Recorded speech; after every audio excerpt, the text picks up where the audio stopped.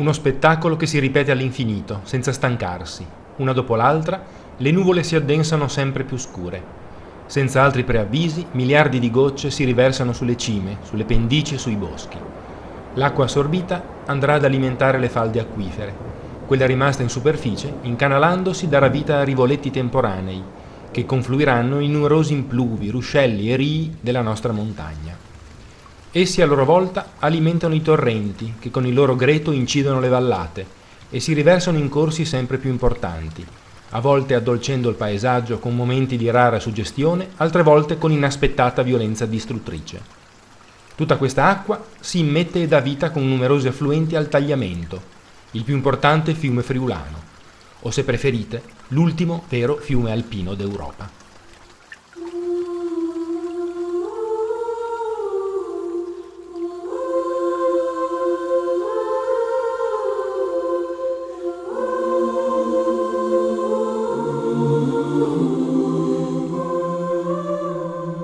Seguiamo il suo corso dalla nascita, presso il passo della Mauria, da un insolito punto di vista, posto in alto, ovvero dalla sommità della montagna dominante Forni di Sopra, la Cimacuta, ultima propagine di una affilata cresta dolomitica. Da Chiandarens una comoda pista si innalza nel bosco, raggiungendo la base dell'ampio greto del Rio del Lavinale. Il sentiero si inerpica lungo le ghiaie, poi dopo un tratto di bosco prende quota su un pendio facile a sgretolarsi, dove è possibile osservare le rare fioriture della pianella della Madonna. Più in alto si abbandona il sentiero, che prosegue verso il passo del Lavinale, e si piega a sinistra, lungo una traccia che risale faticosamente per ghiaie e zolle erbose, fino alla vetta della Cimacuta. In cima una grande croce ci guida verso il punto più panoramico, esposto a picco sul paese e splendido belvedere sul primo tratto del Tagliamento.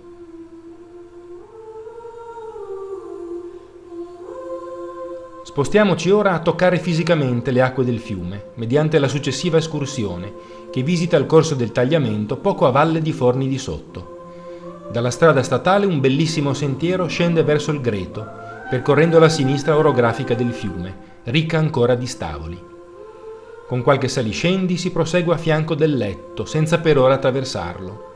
Superato un boschetto, osserviamo una cascata sull'altra sponda e poi scendiamo decisamente fino alla riva. È questo il punto migliore per guardare il fiume, se l'acqua lo consente. Sull'altro lato il sentiero prosegue nel bosco, fino ai resti di un nucleo di case, e poi ancora lungamente su, verso le casere più a monte.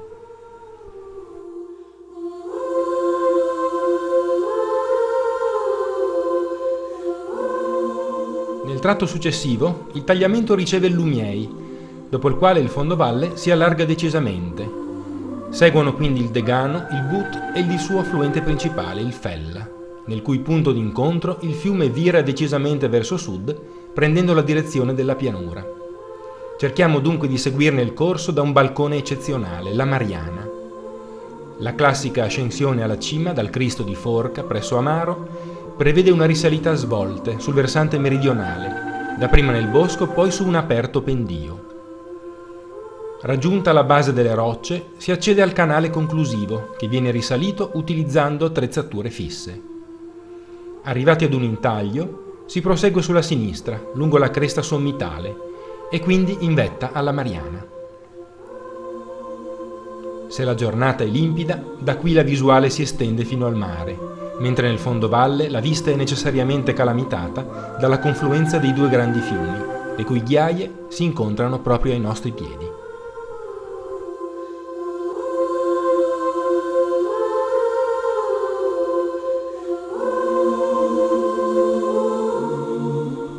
Dall'unione con il Fella, il fiume raddoppia la sua portata d'acqua ed estende il suo letto. Saliamo di nuovo ad osservare il suo corso dai 1000 metri di quota del Monte Brancott.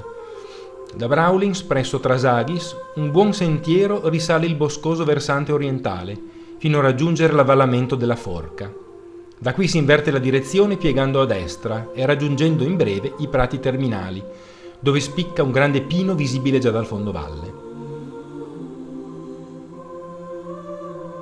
Dalla cima del Brancott possiamo proseguire ancora lungo la panoramica cresta, dove si aprono bellissime vedute sul vicino San Simeone e sul corso del Tagliamento all'altezza di Venzone e Gemona.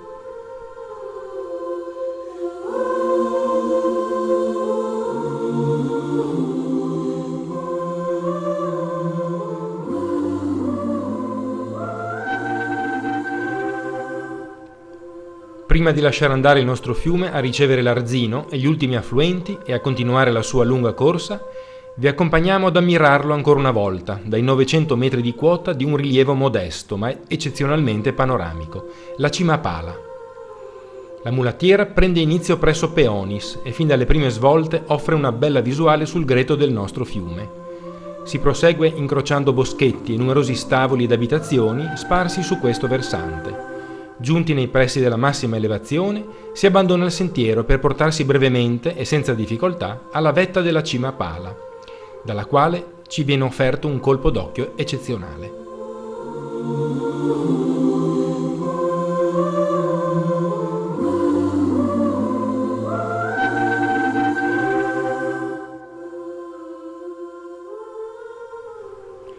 Dalla vetta del Flagel abbiamo l'occasione di salutarlo per l'ultima volta. Il fiume infatti si allontana definitivamente dalle montagne, aggirando la piccola elevazione del Monte di Ragogna.